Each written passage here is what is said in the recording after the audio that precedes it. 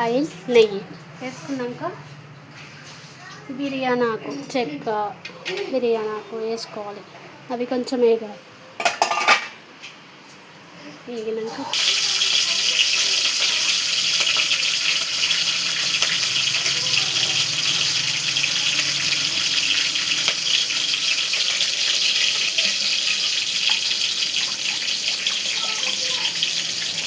పుదీనా,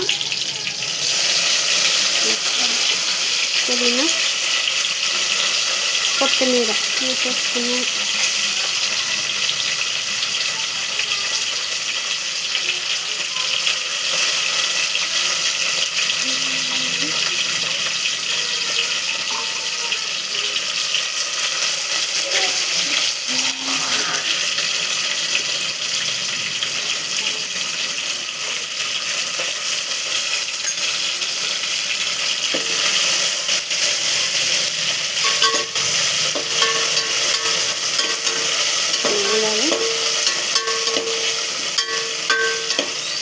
తర్వాత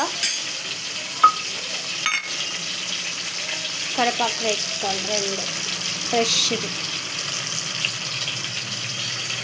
అవి వేగినాక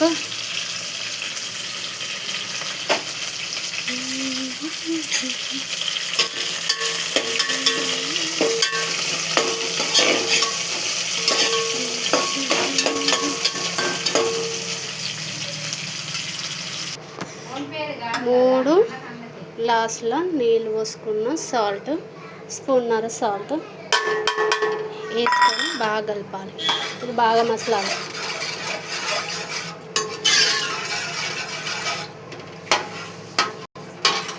బగార్ 2 స్పూన్లు ఆయిల్ వేసి బిర్యానీ ఆకు, చెక్క, బిర్యానీ ఆకు వేసుకోవాలి. అవి బాగా మసలాలి. బిర్యానీ ఆకు, చెక్క అవన్నీ వేసుకున్నాక వేగినాక పచ్చిమిర్చి, కరివేపాకు, ఉల్లిపాయ,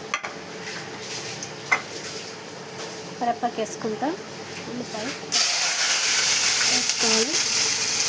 అవి కొంచెం గోల్డ్ కలర్ వచ్చేదాకా వేయించుకోవాలి. అల్లం, పసుపు వేసుకున్నాం.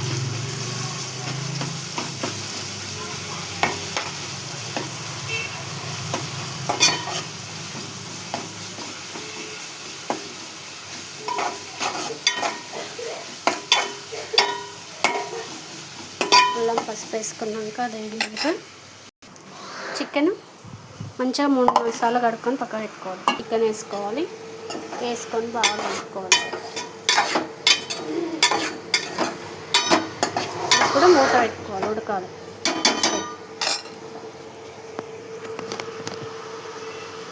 తర్వాత అట్లా ఉడికినాక ఇప్పుడు ఈ మసాలాలు ఇందులో వేసుకోవాలి. వేసుకొని కలుపుకోవాలి. కారం 1 స్పూన్ కారం, కొంచెం స్పైసీ అంటే కొంచెం ఎక్కువ కారం వేసుకొని కొంచెం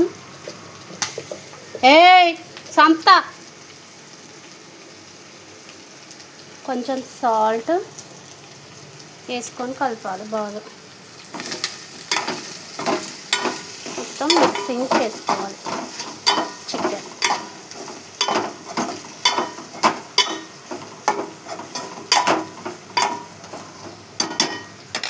ఇంకా కొద్దిసేపు ఉడకాలి. తర్వాత కొంచెం పుదీనా, కొంచెం కొత్తిమీర పైనుంచి గార్నిష్ చేసుకోవాలి. చాలా చాలా బాగుంటుంది టేస్ట్. లైక్ చేయండి, షేర్ చేయండి, బెల్ కొట్టండి, కామెంట్ పెట్టండి ప్లీజ్ ఫ్రెండ్స్. తెలంగాణ చికెన్ ఇలా వండుకుంటే చాలా టేస్ట్ ఉంటుంది. ఇప్పుడు మూత వేసుకొని కొద్దిసేపు ఉడికించుకోవాలి. ఈ రైస్ అయింది కదా. ఇప్పుడు మనకు బగార్ రైస్, ఇంకా కొన్ని వాటర్ ఉన్నాయి. ఈ వాటర్ అంతా గుంజేసుకుంటే అప్పుడు మనకు బగార్ రైస్ రెడీ.